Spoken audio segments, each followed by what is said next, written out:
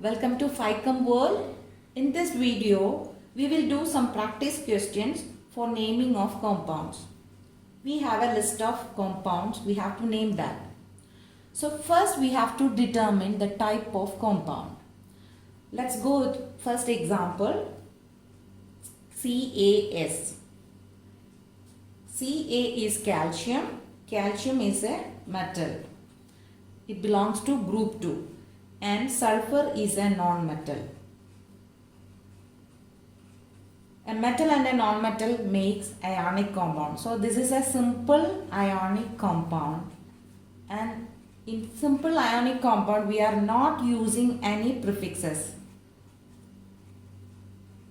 Not using any prefixes. And we are not using any Roman numerals also. So we are not using prefixes and Roman numerals. So we have to name simply. Calcium is CaLCium. Just write down the elemental name of calcium. Then write down IDE with the anion. Here anion is the sulfur. So sulfur with IDE, sulfide. So this is the name of CaS, calcium sulfide. Second example, PCl3. Here phosphorus and chlorine both are non-metals. If both are non-metals, it makes covalent compound. So this is a covalent compound. In covalent compound, we are using the prefixes. Prefixes for the subscriptions. Prefixes shows the number of atoms. First we have to write the element name of phosphorus.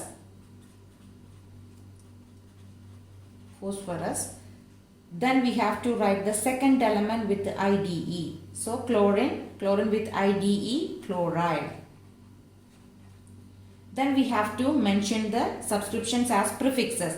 Here one phosphorus, but prefix name of one is mono, but we never use mono with the first element.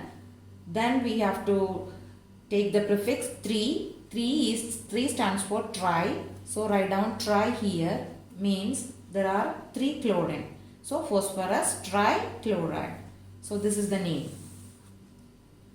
Then third example, CuCl2. Here the metal and a non-metal. Here the metal is a transition metal. And we have a non-metal here.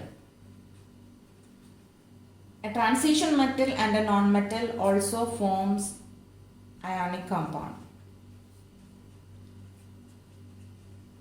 But here we are using Roman numerals. This Roman numeral represents the charge of the metal cation.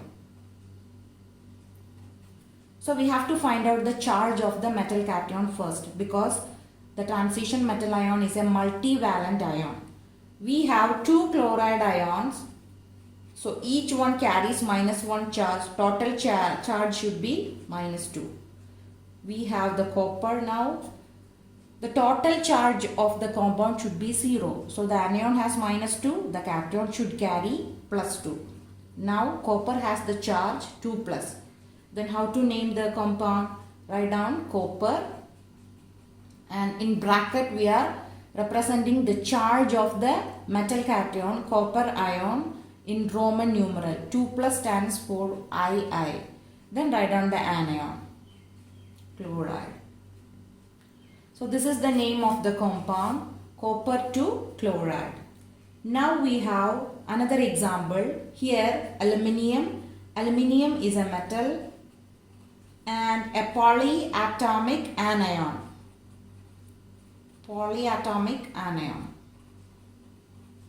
Metal and an anion, whether it is an polyatomic or simple anion, it forms ionic compound. Here we are not using any prefixes, any Roman numerals, like that. Then we have to name simply aluminium sulfate. So this is the name of Al2SO4 thrice. The last example is a question. Write the chemical formula and name of the compound containing chlorine and magnesium. Chlorine is a non-metal. Magnesium is a metal. It belongs to group 2. So it forms ionic compound.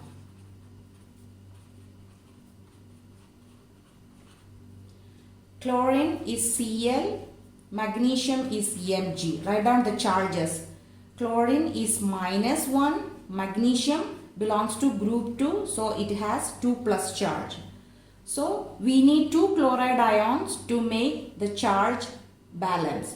Total charge should be 0. So we have 2 chlorine means chloride ions for a single magnesium cation.